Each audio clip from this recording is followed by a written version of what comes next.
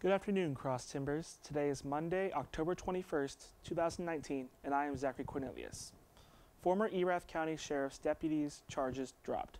General Motors workers end their strike, and more coming up next on Texan TV News.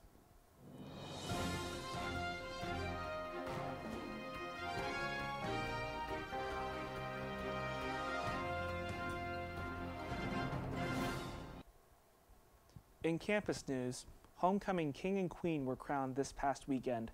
Elijah Perry Imbong, best known as the Texan Rider, was crowned king. Lauren Onstadt, president of the Alpha Omicron Pi sorority, was pronounced queen. The two were crowned during the homecoming football game. In local news, according to the Flash Today, charges against two former Sheriff's Department employees were dropped.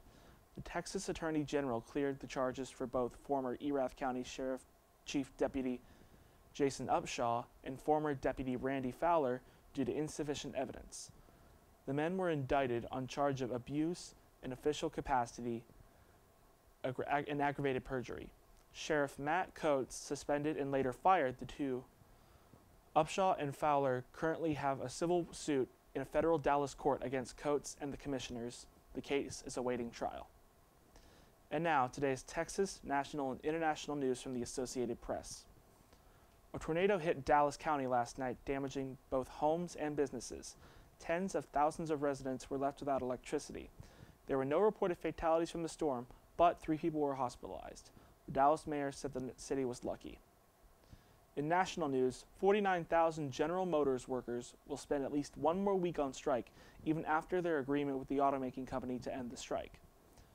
The workers voted to strike on September 15th in order to get better pay, job security, and health insurance.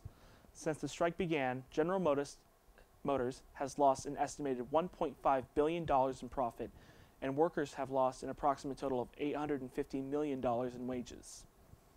In international news, Syrians are outraged about the withdrawal of U.S. troops in their country. Angry Syrian residents threw rocks and rotten fruit at armored U.S. vehicles. One Syrian can be heard screaming that the U.S. troops are running away like rats.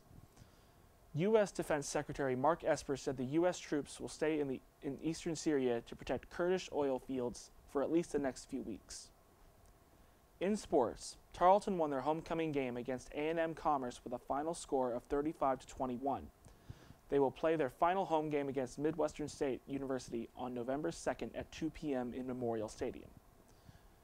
In weather, it is a sunny day with a high of 73 and a low of 45 with a 0% chance of rain. This has been a production of Texan TV News, a product of the Texan News Service from the Tarleton State University campus in Stephenville, Texas. Watch us live on Apogee Channel 2.1 in the dorms at 12:30 weekdays. If you live off campus, tune in on Northlit Cable Channel 9. You can follow the Texan News Service on Facebook and Twitter, and check out our website at www.texannews.net for all your latest local, state, national, and international news.